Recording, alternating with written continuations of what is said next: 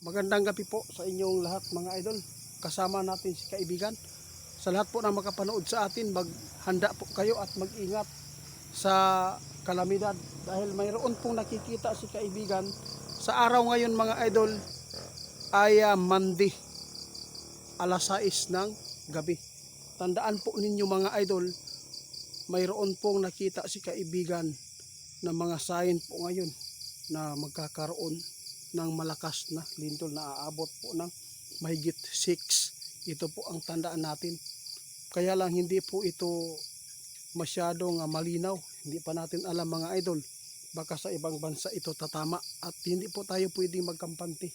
Pakinggan lang po ninyo ang babala ng ating kaibigan.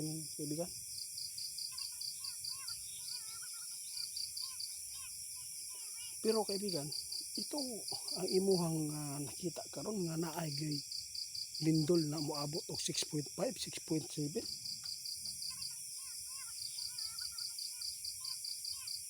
Pero nasabi po ninyo malabo ang impormasyon. Ibig sabihin nito kapag malabo, posibleng nasa ibang bansa ito.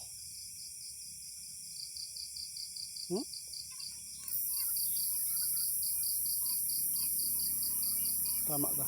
Guys, porket malabo itong impormasyon kasi pag malabo, nasa ibang bansa yan, layo yan. Ito po, tandaan natin, kahit malabo ito, sa ibang bansa ito,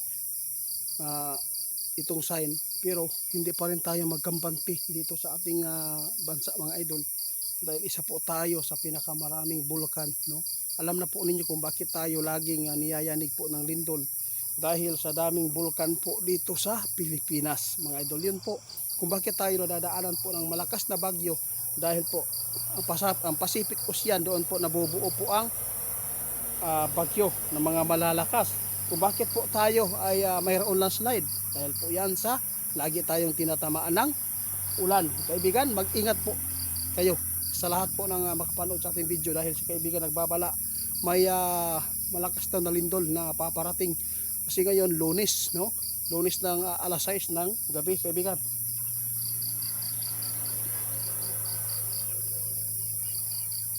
Oo nga.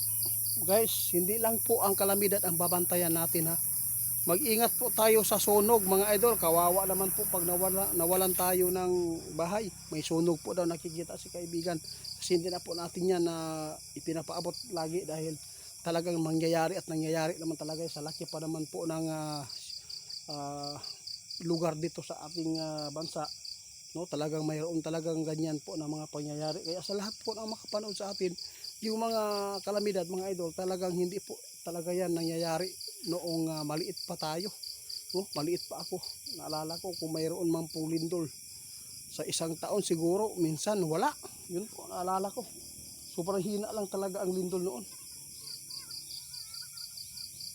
Oo, tama ka. Sa dami ngayon na mga bulkan na gumising, ito ang nangyayari. Napakarami po ang pagyanig.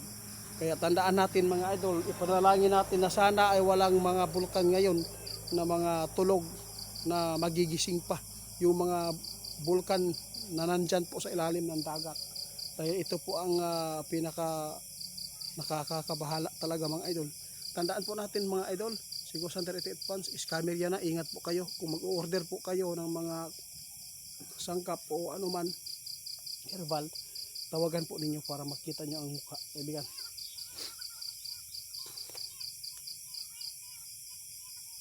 Sige. Yun po mga idol, tandaan lang ninyo. Kung matulog tayo mamayang gabi, mag ano tayo ng flashlight, maglagay sa gilid ng tulugan natin.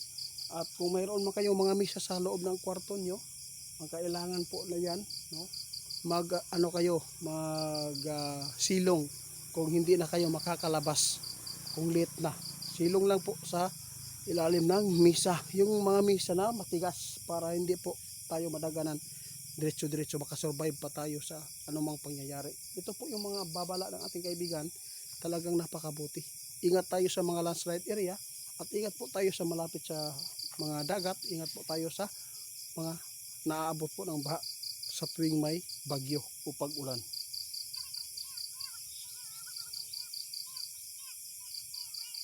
Tandaan niyo itong sabi ng ating kaibigan, itiit, nakikita ko na may malakas talaga na Lindol. Dahil po, yung mga impormasyon na pumasok sa amin ngayon, lalo na ang lupa ninyo, talagang parating gumagalaw ito. Kaya tandaan ninyo mga idol ha, hindi po ito masama ang aming ipinapaabot. Dahil talagang nangyayari po talaga ito mga idol. Ayaw po natin na yung mga ipinapaabot ng ating kaibigan na talagang magkatotoo. Hindi ko po yung pinapangarap. Mas maganda pa sasabihin nila na gawa-gawa, no? Kaya tandaan po natin mga idol, mag-ingat lang at laging manalangin. Mga idol, hanggang sa susunod nating pagpapaabot, kayo na bahala humusga kung sino man po ang magpapatuloy sa pagsuporta sa ating kaibigan sa aming channel. Maraming salamat sa inyo. Balang araw na makabawi din tayo sa inyo.